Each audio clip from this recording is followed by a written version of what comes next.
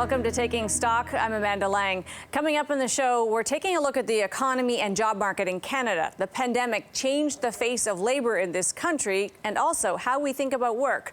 Plus, businesses looking to fill positions might want to look at older workers, many of whom have left the workforce but could be enticed back, and how to attract and keep younger workers at a time of scarcity. That's all ahead. First, though, despite fears of a recession sparked by higher interest rates, Canada's labor market has been pretty strong, at least based on the usual measurements. Here's a look by the numbers. Let's start with 957,500. Those are the vacant jobs. A healthy labor market is generally a tight labor market where people who want jobs have them. And in the first quarter of this year, that number hit a record.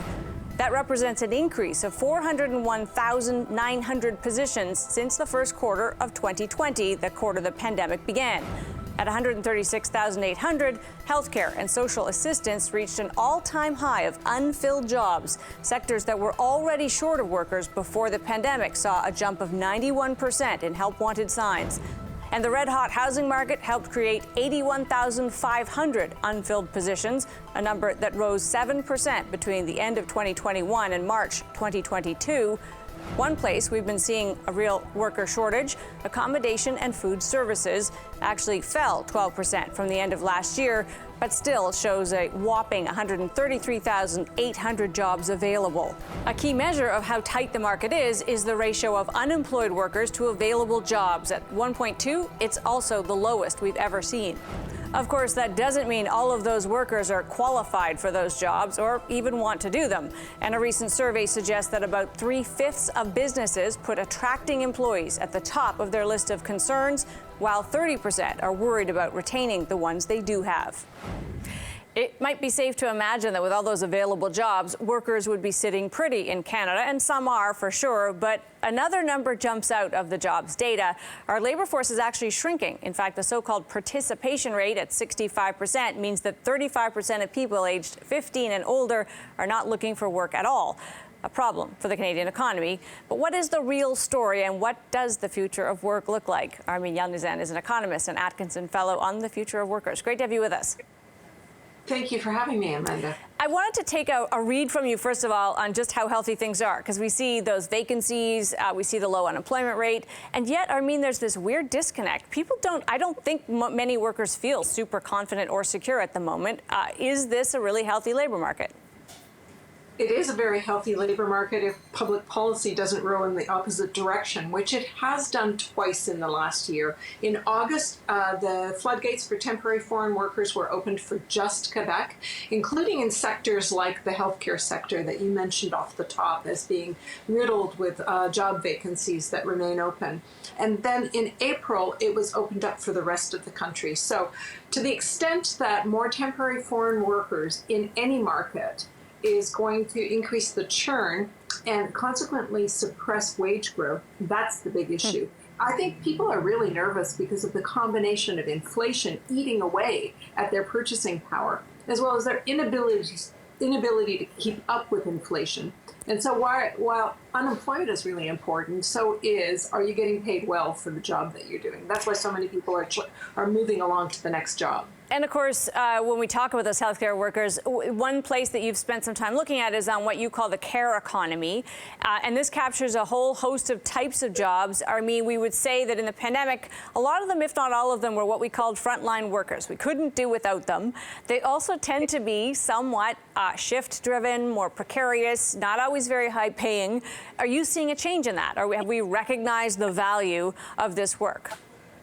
On the contrary, we're seeing more people quitting their public sector funded job because of wage caps like 1% in Ontario, and moving to temporary agencies where they do have more control over their working hours and get actually paid more. But that means we, as taxpayers, are paying more and getting less. So it's not a sustainable solution to what is basically a continued undervaluing of the remarkable service that people in the healthcare industry have done.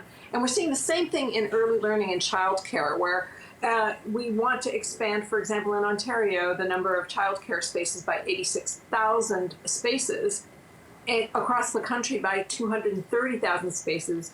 Well, if you don't pay those people as much as you pay a pet groomer, which is the case in Ontario, then they're going to leave the field, even if they're trained. And that's exactly what we're seeing in Ontario. So we've got a real problem. Yeah, interesting, right? People love their pets, but I think they like them as much as their children, usually.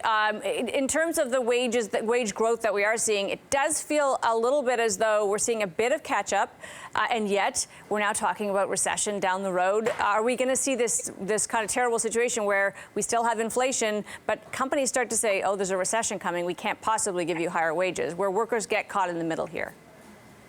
It's unclear because the primary source of wage growth is moving to a new job. Very few people get better wages doing exactly the same thing. So you either get promoted in your company or you actually leave the company and move someplace else or go for a new job. And that's what we're seeing a lot of right now. So we're not seeing that horrible price and wage spiral that we saw in the 1970s. But we don't know to what extent inflation that hasn't yet peaked possibly will drive the increased demand for just more wages to do the same thing because people's purchasing power has been so badly eroded in the last few months. If you were advising, I bet you do, young people on kind of the sectors to look at where you see the opportunity, we're talking about the future of work here. That can be 6 months from now. It can also be 6 years or even 20 years. Where do you see the real opportunity in the labor force?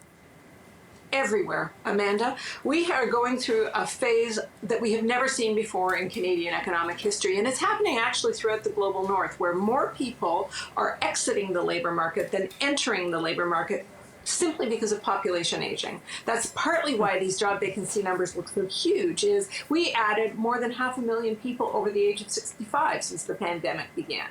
And we just don't have as many homegrown workers. So for the next generation, provided that public policy doesn't row in the opposite direction, it doesn't matter whether you're talking about a high-skilled or a low-skilled job, actually workers should have a better time of it than any generation we've seen since the 1950s. Armine, so good to have you with us. Appreciate it. Thank you. Armine Yalnizan is an economist and Atkinson Fellow on the future of workers. Well, there are a record number of unfilled positions in Canada, but like Armine says, the answer may be right under our nose in older workers. Stay with us.